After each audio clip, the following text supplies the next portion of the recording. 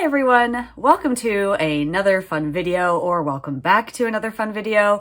Today we are continuing my ranking series of all the attractions at all the, well, not all the attractions, but attractions at all the theme parks across Walt Disney World. I've already done 3 of them: Epcot, Animal Kingdom, and Hollywood Studios. If you haven't watched those yet, I will link them down below so you can check those out. And yeah, so let's just get right into it. Today is my final installment, and that is going to be at the lovely, popular Magic Kingdom. Let's do this.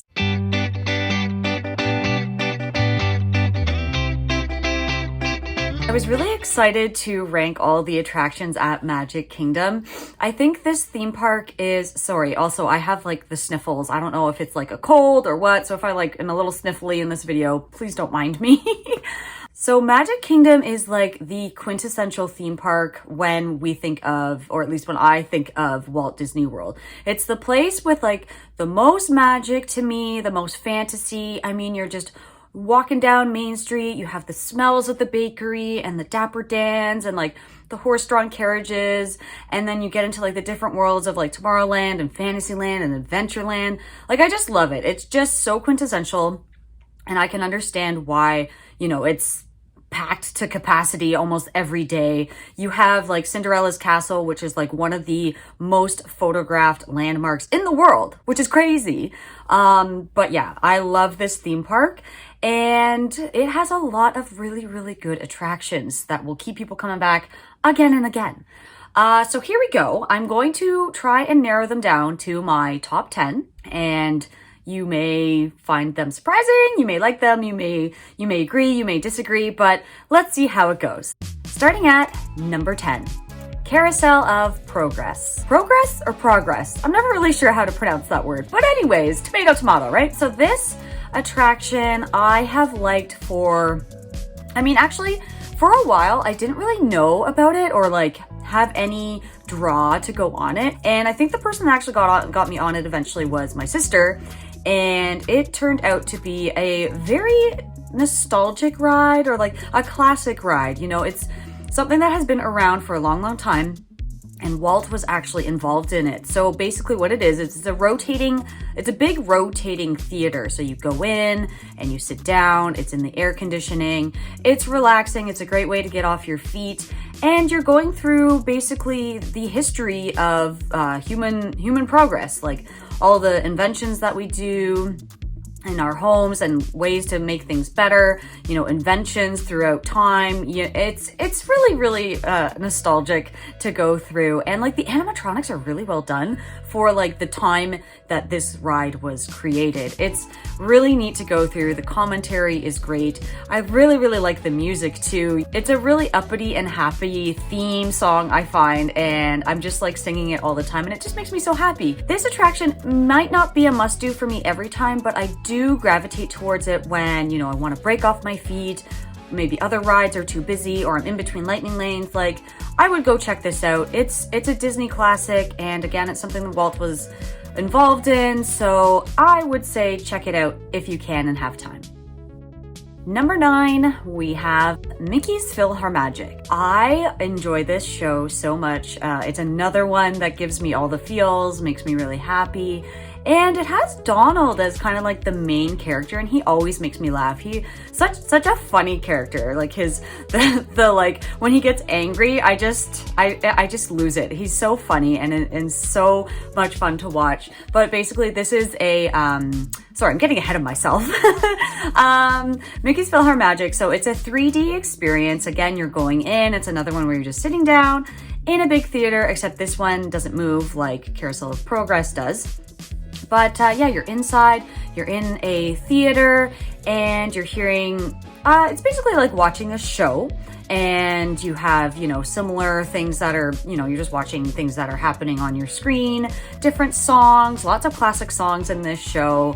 and you know, you have scents, you know, being thrown at you, and well, not thrown at you, but you have lovely smells as you're watching the show that kind of reflect what you're seeing on the screen. It's good for the adults and really enjoyable for the kids. I hear them laughing and enjoying themselves every time.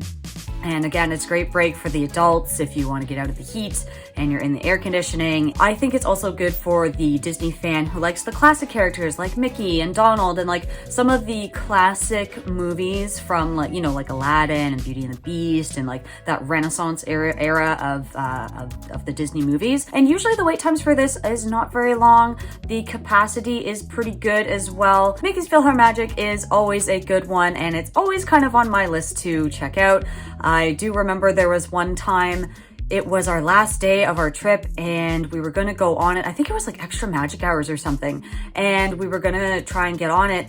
And we were walking towards it, just about to get into line. And the cast member said, "I'm sorry, it's closed for the rest of the evening." And I was so heartbroken because I didn't get to go on it the entire time we were there. And I just love it. I like the show a lot. So don't be disappointed like I was. Get on it if you can. And I think you will really enjoy it. Number 8. Jungle Cruise. So this one can be a little bit hit or miss for me. Now, it is another boat ride, but you're still outside. The boats are covered though, and you get in with, you know, a bunch of other people, and it's kind of like having sort of a tour with a guide and going around on a cruise. There's no live animals. See, when I first went on this, I thought there was actually going to be live animals, which I was like, oh, this is odd. So when I did get on, the first time I rode this, I was a little disappointed, being like, oh, this is like kind of corny and silly. And okay, I can see where they're trying to go with this. I can see. But now what makes or breaks this ride are the skippers. Some of the skippers that you get, because they're basically like your guide. They're acting like they're driving the boat and, you know, bringing you around and creating commentary basically. And they have really great jokes sometimes. Now you have to have a good sense of humor. If you don't have a good sense of humor, you're probably not going to enjoy this ride. It has increased in popularity since those movies came out recently with The Rock and such. But yeah, so the lines can get very long very quickly. Now, the reason it is lower on my list is because the ride does depend on the skipper. So yeah, it's a classic ride, great for adults, great for kids. I think it'll be a fun one if you do get on it. Number 7. Seven Dwarfs Mine Train. So this is one of the newest attractions, or if not the newest attraction before Tron at the Magic Kingdom Park right now. So it is very popular for the little kids. If you're looking for a fun experience, a fun little coaster for, you know, adults and the kids to go on, this is a fun one to check out. The theming is incredible. The queue in the line, there's like different little games you can play and like interactive stuff you can sort of like play with while you wait. Since this is a relatively new ride, you may find the wait times to be kind of crazy, especially during, you know, peak seasons. It is really well themed to the Snow White movie, and it's a great addition to the Magic Kingdom Park. Number 6. People Mover. The People Mover is probably not an attraction that you may think of or even look into when you're thinking of going to Magic Kingdom. I always like to go on this ride. It's located in Tomorrowland, and it's basically like a little shuttle thing that you sit in, and it just takes you around Tomorrowland, gives you kind of a bird's eye view. You know, you have some commentary. You get to have some great views of Cinderella's castle. Like, I've gotten some really nice pictures sitting up there on the People Mover. You can see down below you people just walking around, enjoying themselves. You also get to hear some tidbits and like see some behind the scenes of the rides that are in Tomorrowland. So it's kind of like a tour of the area before you go on any other rides. So I mean, if you want a good overview of the park, People Mover is a good one. This is a good one to, you know, escape crowds. It's relaxing. Again, get off your feet. It's high capacity too. It can get people on and off pretty quickly. I think this ride has gained a bit more popularity recently because it was also a great way to see the construction of Tron being built. Now that Tron is almost finished, maybe we'll start to see, you know, the popularity of the ride come down a little. But I mean, either way, I would still be riding it. I really like going on it. It's kind of a quintessential Magic Kingdom experience for me as well. So if you are looking to get off your feet, want a relaxing ride, get on the People Mover, but try not to wait too long for it. Number 5. Big Thunder Mountain Railroad. This one is a bit more of a thrill ride. It's a coaster. It goes at a high speed. You know, you're up and down and getting kind of thrown around. I find you do get kind of tossed around a bit. So, I mean, if you are kind of prone to motion sickness or have like a bad back or a bad neck, I kind of would probably say skip this one. You know, you may come off a little injured or, you know, just make sure you really hold on because, you know, it is the wildest ride in the wilderness. I find this ride moves at a really fast pace. There's parts when you do go up the hill and it gets really, really loud. And for me, like, I don't like loud noises. I don't know, maybe I'm just really sensitive. So I find I have to always plug my ears at this point. It's a decent length too. So like, even if you are waiting a long time in line, it kind of pays off with how long the ride actually is. So I think this one's great for kids that are, you know, graduated from, you know, Seven Dwarfs Mine Train and Barnstormer and are looking for more of a thrill and a fast coaster. This one is fun to do and it's great for adults as well. And it's been at the park for a long, long time. It's a classic Disney ride. So get on it. It's a fun one, worth the wait and worth your time. Check it out. It's a lot of fun. Number 4. Space Mountain. So this is a roller coaster, space themed, and you are in the dark, okay? Completely in the dark. Can't see what you're doing, or can't see where you're going. It is very scary. It is a thrilling ride, and it's another one that's gonna toss you around. So if you have back pain, if you have neck pain, prone to motion sickness, maybe you want to skip this one, or maybe do what I do and just pop a bunch of gravel if, you know, you're afraid of motion sickness. It's all space themed. You're in the queue, you know, you have all this space stuff to look at and cool music too. I love the soundtrack through this ride. This, in my opinion, is a must-do classic ride. It opened in 1975, so it has been around for quite some time. I don't think it has lost any of its popularity. During Mickey's Not So Scary Halloween Party, this ride's even scarier because it's even darker. I don't know how they make it possible, but it is pitch black. You can't see anything in front of you. Whenever I sit at the front of this roller coaster, I just have tears streaming down my face. Not because I'm crying, it's just because it moves so fast and like I'm just like moving at a breakneck speed and you can't see anything. I've tried to see the track. I've tried everything, you know, just to see where I'm going and anticipate turns and drops and stuff, but like I can't. So it's a fun one. It keeps you on your toes. It's actually legit scary to ride it. So if you are looking for a thrill and a fun coaster, I mean, check this one out. I would say it's a definite must do. So this attraction is definitely great for a thrill seeker, or if you have kids out there that like the big coasters and like the thrill, you know, definitely jump on this one. It is something that you shouldn't miss. Number 3, Pirates of the Caribbean. Caribbean? I would say this is one of the best themed attractions in the entire park. Pirates of the Caribbean is a great ride for anyone, really. Anyone can get on it. It is a slow moving, for the most part, boat ride that will take you through different scenes of, you know, pirates getting up to their usual shenanigans. Now, if you've seen the movies, you will know that you should be familiar with characters like Captain Barbossa and Captain Jack Sparrow. They've actually been integrated into this ride since the movies came out. Now, the movies are actually based on the ride, not the other way around. And so they decided to, you know, incorporate those characters into the ride, which I absolutely love. I'm kind of a fan of Johnny Depp, or at least of his character. We won't get into what happened to Johnny Depp. Anyways, moving on. Also, more changes that have gone on for this ride are, you know, some controversial things. If you've been on the ride and see the scene with the redhead, you know, we wants the redhead. They used to have it set up as if she was being auctioned off, which is like kind of not so nice and kid friendly. So they decided to switch it around or switch it up, and the redhead is now actually joining the pirates. So it makes it look like, you know, she's becoming a pirate versus, you know, the pirates trying to like basically buy her. And then they also switched up. There's another scene too where there used to be pirates chasing the women around. Now they've switched it up, so now the women are chasing the pirates, or, you know, chasing after them with like brooms and stuff and just trying to hit them. The line can get long sometimes, however, it is mostly covered and cool and shaded and indoors. So, and there's also lots to look at as well. There's like hidden Mickeys you can see, you know, sometimes there's pirates hiding. There's lots to look at. My favorite scene in this is with the dog, and, you know, there's the 3 pirates all all in jail and the dog is holding the keys. That's my favorite part. And of course at the end, where Captain Jack Sparrow is with all of his treasure, I swear it always tricks me. It always looks like it's actually Johnny Depp. I think he's actually stepped in once or twice in the Disneyland version of the Pirates of the Caribbean, so you never know, he might be there. Overall, this is a very immersive ride, accessible for everyone, has great music. I love the songs that they're always singing. This is a Disney classic not to be missed. Number 2.